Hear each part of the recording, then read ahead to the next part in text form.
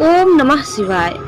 दोस्तों, आज हम जानेंगे शिव पुराण विद्येश्वर संहिता का 16वें अध्याय से 20वें अध्याय तक।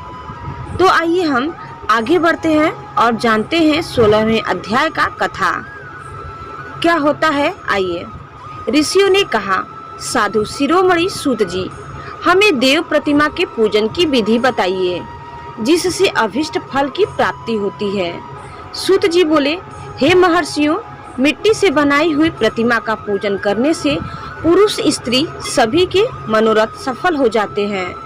इसके लिए नदी, तालाब, कुआं या जल के भीतर की मिट्टी लाकर सुगंधित द्रव्य से उसको शुद्ध करें। उसके बाद दूध डालकर अपने हाथ से सुंदर मूर्ति बनाएं। पद्मासन द्वारा प्रतिमा का आदर सहित पूजन करें। गणेश, सूर्य, विष्णु, शिव, पार्वती की मूर्ति और शिवलिंग का सदैव पूजन करें। संपूर्ण मनोरथों की सिद्धि के लिए 16 उपचारों द्वारा पूजन करें। किसी मनुष्य द्वारा स्थापित शिवलिंग पर एक शेर नैवेद्य से पूजन करें। देवताओं द्वारा स्थापित शिवलिंग को 3 शेर नैवेद्य अर्पित करें तथा स्वयं प्रकट हुए शिवलिंग का पूजन 5 शेर नैवेद्य से करें। इससे अभिष्ट फल की प्राप्ति होती है। इस प्रकार सहस्त्र बार पूजन करने से सत्यलोक की प्राप्ति होती है। 12 अंगुल चौड़ा और 25 अंगुल लंबा यह लिंग का प्रमाण है और 15 अंगुल ऊंचा लोहे या लकड़ी के बनाए हुए पत्र का नाम शिव है। इसके अभिषेक से आत्मशुद्धि, गंध चढ़ाने से पुण्य, नैवेद्य चढ़ाने से आयु तथा धूप देने से धन की प्राप्ति होती है। दीप से ज्ञान और तांबुल से भोग मिलता है। अतएव स्नान आदि 6 पूजन के अंगों को अर्पित करें। नमस्कार और जाप संपूर्ण अभिष्ट फलों को देने वाला है। भोग और मोक्ष की इच्छा रखने वाले लोगों को पूजा के अंत में सदा जाप और नमस्कार करना चाहिए।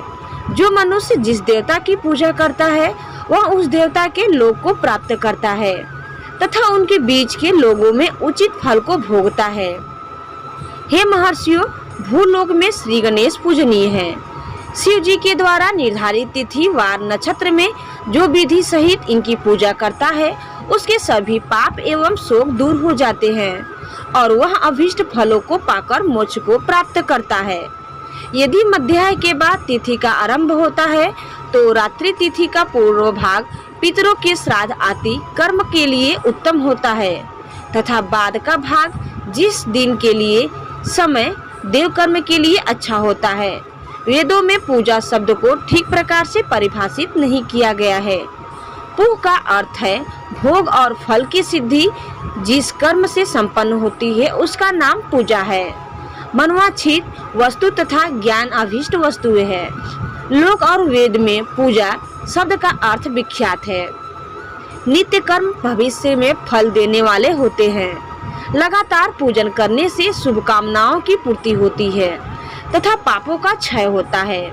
इसी प्रकार श्री विष्णु भगवान तथा अन्य देवताओं की पूजा उन देवताओं के वार, तिथि, नक्षत्र को ध्यान में रखते हुए तथा 16 उपचारों से पूजन एवं भजन करने से अभिष्ट फल की प्राप्ति होती है। शिव जी सभी मनोरथों को पूर्ण करने वाले हैं। महाआद्रा नक्षत्र अर्थात माघ कृष्णा चतुर्दशी को शिव जी का पूजन करने से आयु की वृद्धि होती है। ऐसे ही और भी नक्षत्रों, महीनों तथा वारों में शिव जी की पूजा व भोजन भोग और मोक्ष देने वाला होता है। कार्तिक मास में देवताओं का भजन विशेष फलदायी होता है।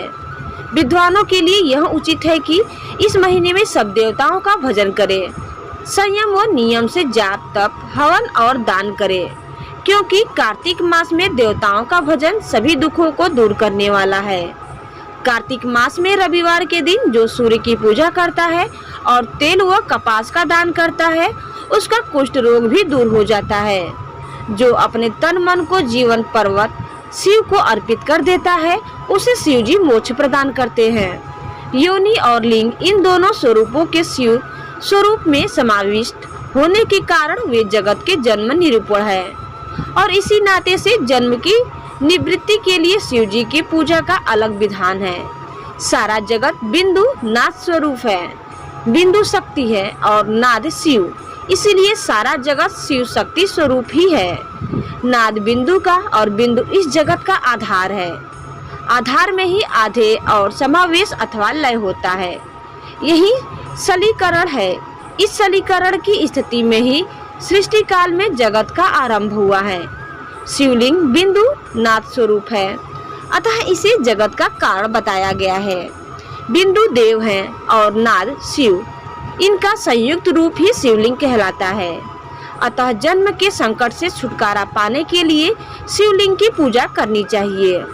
बिंदु रूपा देवी उमा माता है और नाद स्वरूप भगवान शिव पिता। इन माता पिता के पूजित होने से परमानंद की प्राप्ति होती है। देवी उमा जगत की माता है और शिव जगत के पिता। जो इनकी सेवा करता है उस पुत्र पर इनकी कृपा नित्य बढ़ती रहती है। वह पूजक पर कृपा कर उसे अपना आंतरिक ऐश्वर्य प्रदान करते हैं। अतः शिवलिंग को माता पिता का स्वरूप मानकर पूजा करने से आंतरिक आनंद की प्राप्ति होती है। भर्ग यानी शिव पुरुष रूप है और भार्गा यानी शक्ति प्रकृति कहलाती है। पुरुष आदि गर्भ है क्योंकि वही प्रकृति का जनक है। प्रकृति में पुरुष का संयोग होने से होने वाला जन्म उसका प्रथम जन्म कहलाता है। जीव पुरुष से बारंबार जन्म और मृत्यु को प्राप्त होता है। माया द्वारा प्रकट किया जाना ही उसका जन्म कहलाता है। जीव का स्वरूप जन्म काल से ही 6 विकारों से युक्त होता है, इसीलिए इसे जीव की संज्ञा दी गई है। जन्म लेकर जो प्राणी विभिन्न पाशों अर्थात बंधनों से में पड़ता है वह जीव है।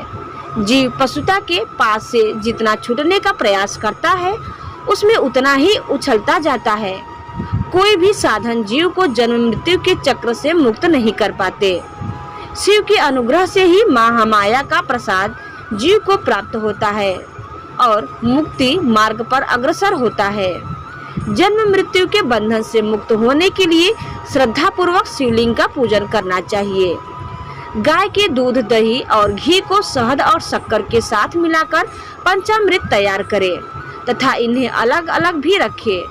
पंचामृत से शिवलिंग का अभिषेक व स्नान करें। दूध व अन्न मिलाकर नैवेद्य तैयार कर प्रणव मंत्र का जाप करते हुए उसे भगवान शिव को अर्पित कर दे। प्रणव को ध्वनिलिंग, स्वयंभूलिंग और नाद स्वरूप होने के कारण नादलिंग तथा बिंदु स्वरूप होने के कारण बिंदुलिंग के रूप में प्रसिद्धि प्राप्त है। अचल रूप से प्रतिष्ठित शिवलिंग को मकार स्वरूप माना जाता है, इसलिए वह मकारलिंग कहलाता है। सवारी निकालने में उकारलिंग का उपयोग होता है। पूजा की दीक्षा देने वाले गुरु आचार्य विग्रह आकार का प्रतीक होने से आकार लिंग के 6 भेद हैं। इनकी नित्य पूजा करने से साधक जीवन मुक्त हो जाता है। विधेश्वर संहिता का 17वां अध्याय। ऋषि बोले, महामुनि आप हमें प्रणव मंत्र का महात्म्य तथा शिव की भक्ति पूजा का विधान सुनाइए। सूत जी ने कहा, महर्षियों आप लोग तपस्या के धनी हैं तथा आपने मनुष्यों की भलाई के लिए बहुत ही सुंदर प्रश्न किया है। मैं आपको इसका उत्तर सरल भाषा में दे रहा हूँ। प्रकृति से उत्पन्न संसार रूपी महासागर का नाम है।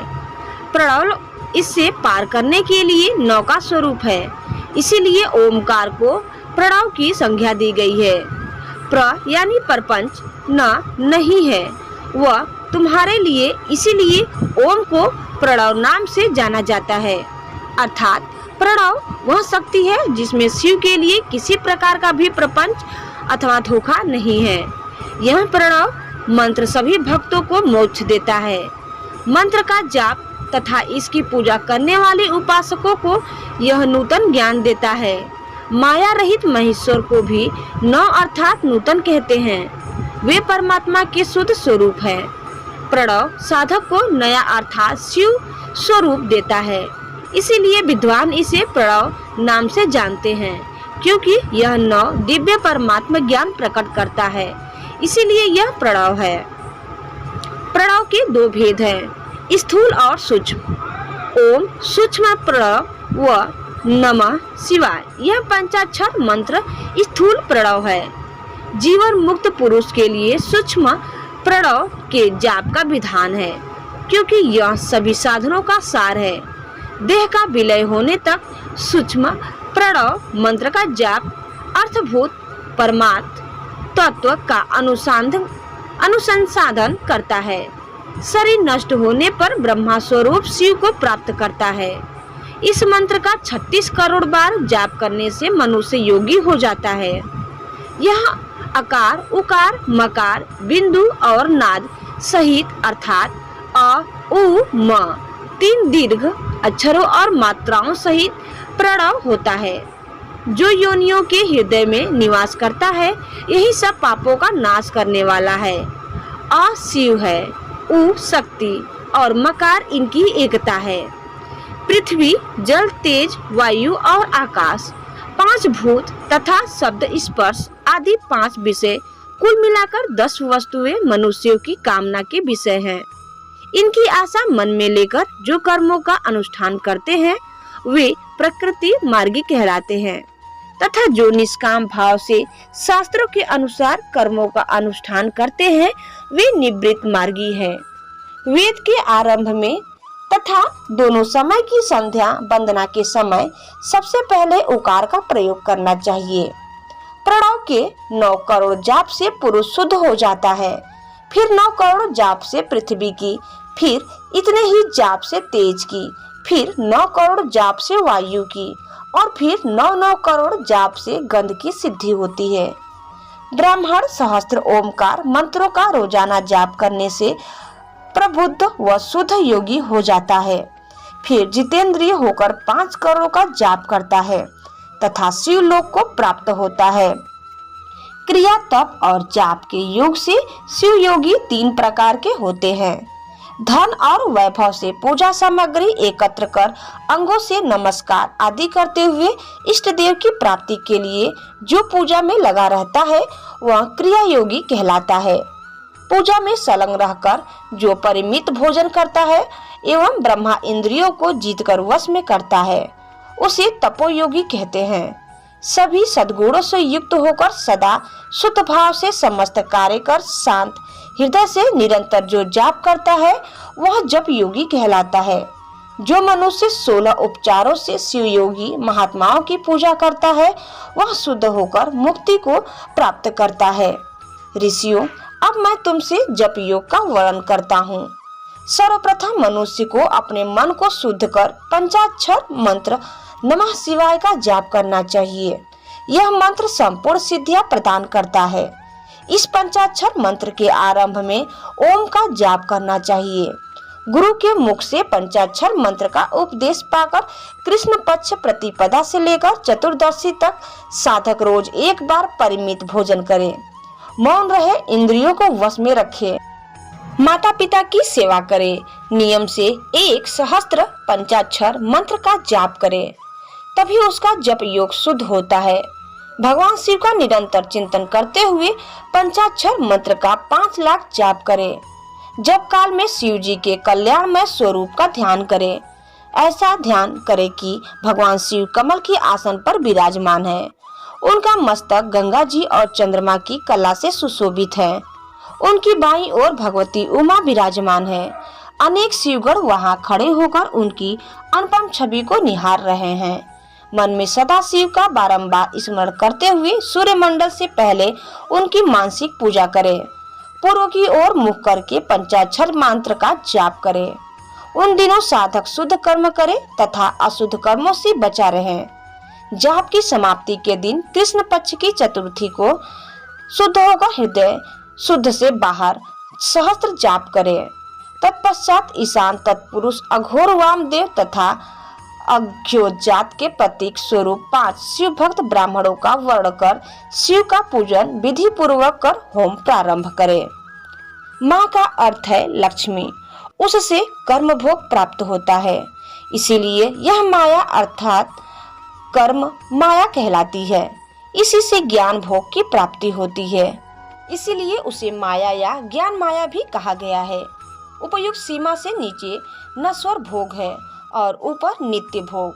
नश्वर भोग में जीव सकाम कर्मों का अनुसरण करता हुआ विभिन्न योनियों व लोगों के चक्कर काटता है।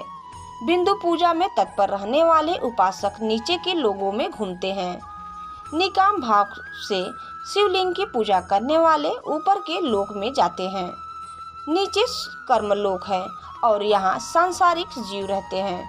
ऊपर ज्ञान लोक है जिसमें मुक्त पुरुष रहते हैं और आध्यात्मिक उपासना करते हैं। जो मनुष्य सत्य अहिंसा से भगवान शिव की पूजा में तत्पर रहते हैं काल चक्र को पार कर जाते हैं। काल चक्रेश्वर की सीमा तक महेश्वर लोक है। उससे ऊपर वृषभ के आकार में धर्म की स्थिति है। उसके सत्य, शौच, संहिता और दयाचार पाद है। वह साक्षात शिवलोक के द्वार पर खड़ा है। क्षमा उसके सींग है। सम कान, वह वेद ध्वनि रूपी शब्द से विभूषित है। भक्ति उसके नेत्र व विश्वास और बुद्धि मन क्रिया आदि धर्म रूपी वृषभ है जिस पर शिव आरूढ़ होते हैं। ब्रह्मा, विष्णु और महेश की आयु को दिन कहते हैं। कारण स्वरूप ब्रह्मा के सत्यलोक पर्वत 14 लोक स्थित है जो 5 भौतिक गंध से परे हैं। उनसे ऊपर कारण रूप विष्णु के 14 लोक है तथा इससे ऊपर कारण रूपी रुद्र के 28 लोकों की स्थिति है। फिर कारण वेश शिव के 56 लोक विद्यमान है। सबसे ऊपर 5 आवरणों से युक्त ज्ञानमय कैलाश है जहाँ 5 मंडलों, 5 ब्रह्म कालों और आदि शक्ति से संयुक्त आदि लिंग है जिसे शिवालय कहा जाता है। वहीं पराशक्ति से युक्त परमेश्वर शिव निवास करते हैं। वे सृष्टि, पालन, संहार, तिरोभाव और अनुग्रह आदि कार्यों में कुशल है। नित्य कर्मों द्वारा देवताओं का पूजन करने से शिव तत्व का साक्षात्कार होता है।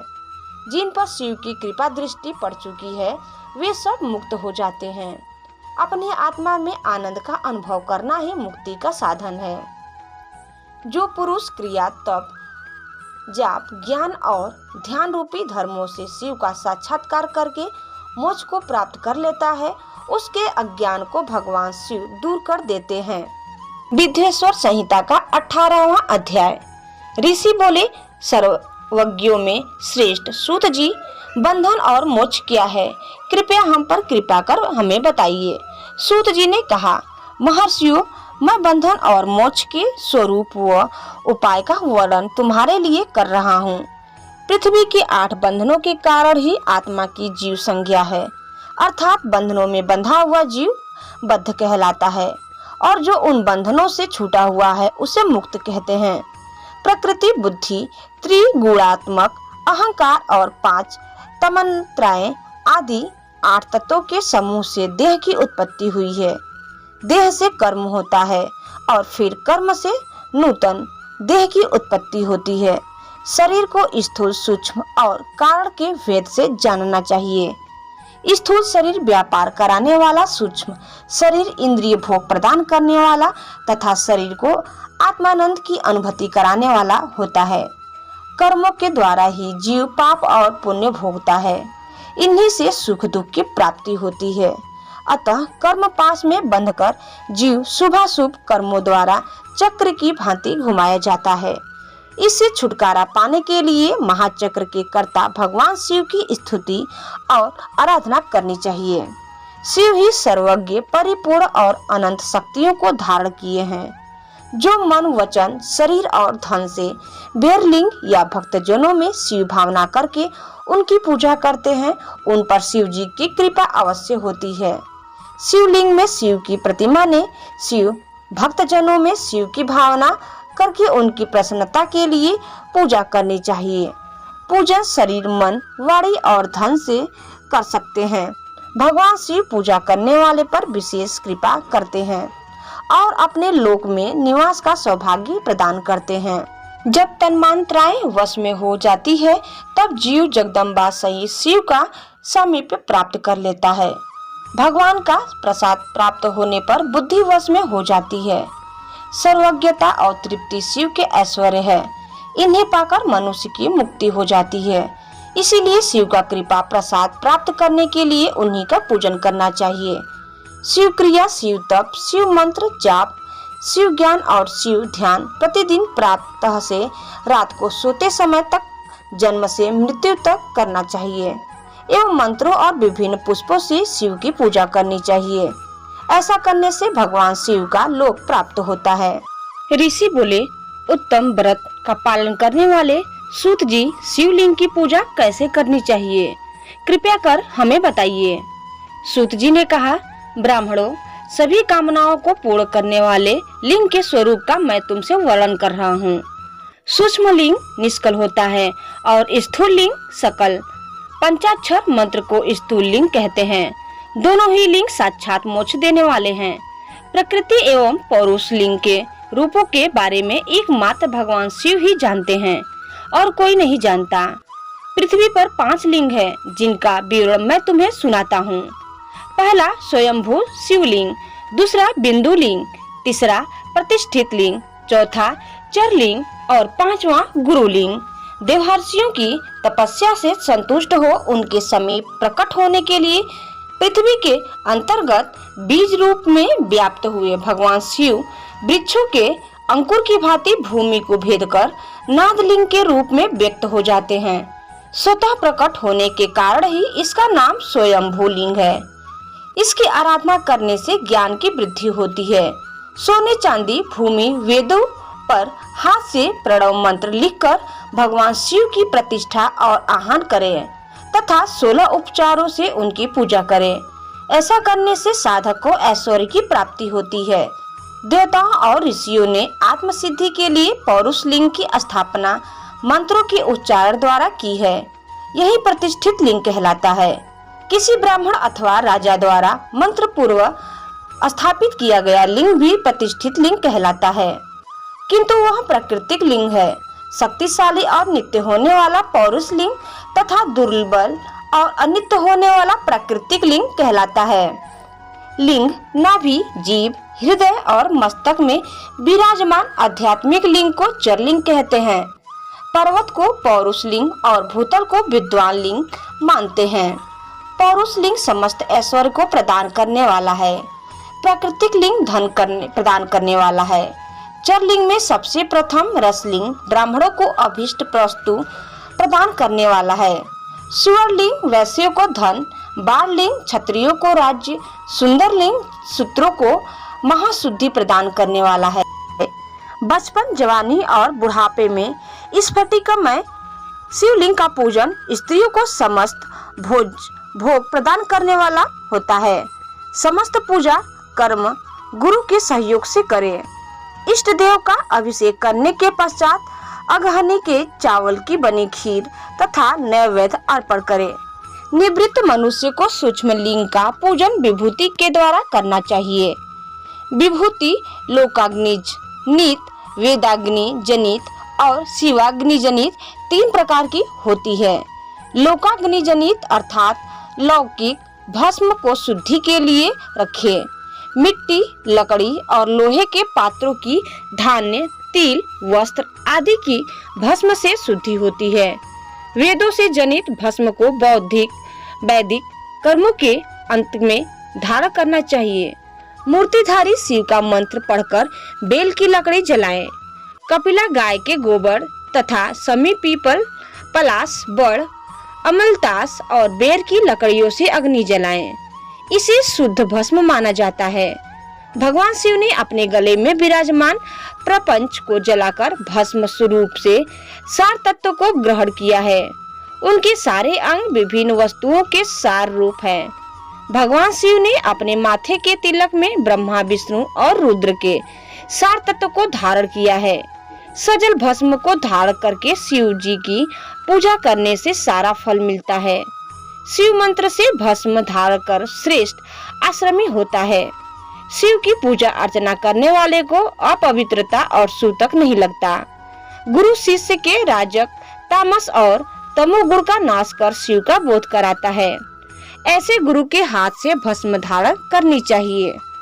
जन्म और मरण सब भगवान शिव ने ही बनाए हैं। जो इन्हें उनकी सेवा में ही अर्पित कर देता है वह बंधनों से मुक्त हो जाता है। स्थूल, सूक्ष्म और कारण को वश में कर लेने से मोक्ष प्राप्त होता है। जो शिव की पूजा में तत्पर हो, मौन रहे, सत्य तथा गुणों से युक्त हो, क्रिया जाप तप करता रहे, उसे दिव्य ऐश्वर्य की प्राप्ति होती है तथा ज्ञान का उदय होता है। शिव भक्त यथा योग्य क्रिया एवं अनुष्ठान करे तथा धन का उपयोग कर शिव स्थान में निवास करे। भगवान शिव के महात्म्य का सभी के सामने प्रचार करे।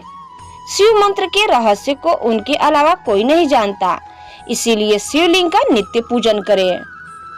दोस्तों, विदेश्वर संहिता का 19वां अध्याय। ऋषि बोले, हे सूत जी, आप हम पर कृपा करके पार्थिव महेश्वर की महिमा का वर्णन जो आपने वेद व्यास जी से सुना है सुनाइए। सूत जी बोले, हे ऋषियों, मैं भोग और मोक्ष देने वाली पार्थिव पूजा पद्धति का वर्णन कर रहा हूँ। पार्थिव लिंग सभी लिंगों में सर्वश्रेष्ठ है। इसके पूजन से मनोवांछित फलों की प्राप्ति होती है।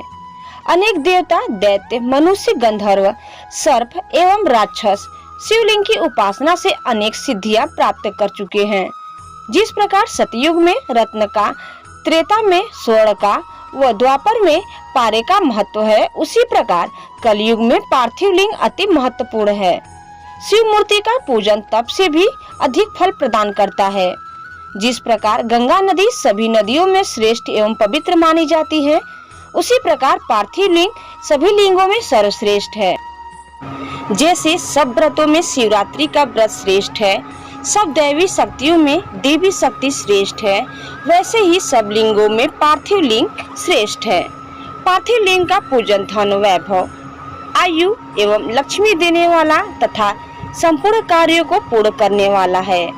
जो मनुष्य भगवान शिव का पार्थिव लिंग बनाकर प्रतिदिन पूजा करता है, वह शिव पद एवं शिवलोक को प्राप्त करता है।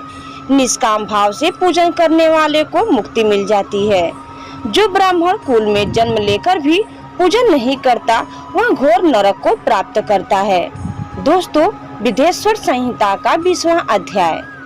पार्थिव लिंग की श्रेष्ठता तथा महिमा का वर्णन करते हुए सूत जी ने कहा, हे श्रेष्ठ महर्षियों, वैदिक कर्मों के प्रति श्रद्धा भक्ति भाव रखने वाले मनुष्यों के लिए पार्थिव लिंग पूजा पद्धति ही परम उपयोगी एवं श्रेष्ठ है तथा भोग एवं मोक्ष प्रदान करने वाली है। सर्वप्रथम सूत्रों की विधि से स्नान करें, संध्योपासना के उपरांत ब्रह्म यज्ञ करें, तत्पश्चात देवताओं, ऋषियों, मुनियों और पितरों का तर्पण करें।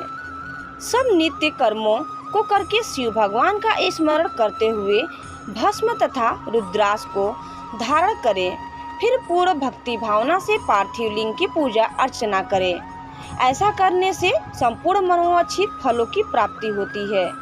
किसी नदी या तालाब के किनारे, पर्वत पर या जंगल में या शिवालय में अथवा अन्य किसी पवित्र स्थान पर पार्थिव पूजन करना चाहिए। पवित्र स्थान की मिट्टी से शिवलिंग का निर्माण करना चाहिए। ब्रह्मांड श्वेत मिट्टी से, क्षत्रिय लाल मिट्टी से, वैश्य पीली मिट्टी से एवं शूद्र काली मिट्टी से शिवलिंग का निर्माण करें। शिवलिंग हेतु मिट्टी को एकत्र कर उसे गंगा जल से शुद्ध करके धीरे धीरे उससे लिंग का निर्माण करें तथा इस संसार के सभी भोगों को तथा संसार से मोक्ष प्राप्त करने हेतु पार्थिव लिंग का पूजन भक्ति भावना से करें। सर्वप्रथम ओम नमः शिवाय मंत्र का उच्चारण करते हुए समस्त पूजन सामग्री को एकत्र कर उसे जल से शुद्ध करें। भूरसी मंत्र द्वारा क्षेत्र की सिद्धि करें। फिर जल का संस्कार करें। स्फटिक शिला का घेरा बनाए तथा क्षेत्र शुद्धि करें। तत्पश्चात शिवलिंग की प्रतिष्ठा करें तथा वैदिक रीति से पूजा उपासना करें। भगवान शिव का आवाहन करें तथा आसन पर बैठे स्थापित करके उनके समक्ष आसन पर स्वयं बैठ जाएं। शिवलिंग को दूध, दही और घी से स्नान कराएं। ऋषियों से मधु यानी शहद और शक्कर से स्नान कराएं। ये पांचों वस्तुएं दूध, दही, घी, शहद और शक्कर पंचामृत कहलाते हैं। इन्हीं वस्तुओं से लिंग को स्नान कराएं। तदोपरांत उत्तरी धारण कराएं। चारों ऋषियों को पढ़कर भगवान शिव को वस्त्र और यज्ञोपवीत समर्पित करें तथा सुगंधित चंदन एवं रोली चढ़ाएं तथा अक्षत, फूल और बेलपत्र अर्पित करें। नैवेद्य और फल अर्पित कर 11 रुद्रों का पूजन करें तथा पूजन कर्म करने वाले पुरोहित को दक्षिणा दे। हर महेश्वर, शंभु, शूल, पाड़ी पिनाकधारी शिव, पशुपति, महादेव, गिरजापति आदि नामों से पार्थिव लिंग का पूजन करें तथा आरती करें। शिवलिंग की परिक्रमा करें तथा भगवान शिव को अष्टांग प्रणाम करें। पंचाक्षर मंत्र तथा 16 उपचारों से विधिवत पूजन करें। इस प्रकार पूजन करते हुए भगवान शिव से इस प्रकार प्रार्थना करें। सबको सुख समृद्धि प्रदान करने वाले हे कृपा निधान भूतनाथ शिव, आप मेरे प्राणों में बसते हैं। आपके गुण ही मेरे प्राण है। आप मेरी सब कुछ है। मेरा मन सदैव आपका ही चिंतन करता है। हे प्रभु, यदि मैंने कभी भूलवश अथवा जानबूझकर भक्तिपूर्वक आपका पूजन किया हो तो वह सफल हो जाए।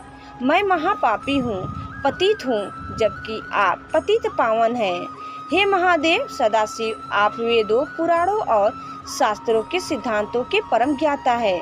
अब तक कोई भी आपको पूर्ण रूप से नहीं जानता है, फिर भला मुझ जैसा पापी मनुष्य आपको कैसे जान सकता है। हे महेश्वर, मैं पूर्ण रूप से आपके अधीन हूँ। हे प्रभु, कृपा कर मुझ पर प्रसन्न होइए, मेरी रक्षा कीजिए। इस प्रकार प्रार्थना करने के बाद भगवान शिव को फूल अक्षत चढ़ाकर प्रणाम कर आदर पूर्वक विसर्जन करें। हे मुनियों, इस प्रकार की गई भगवान शिव की पूजा भोग और मोक्ष प्रदान करने वाली एवं भक्ति भाव बढ़ाने वाली है। दोस्तों, अगले कथा के लिए भाग 5 देखना न भूलें। तब तक के लिए हर हर महादेव। ओम नमः शिवाय।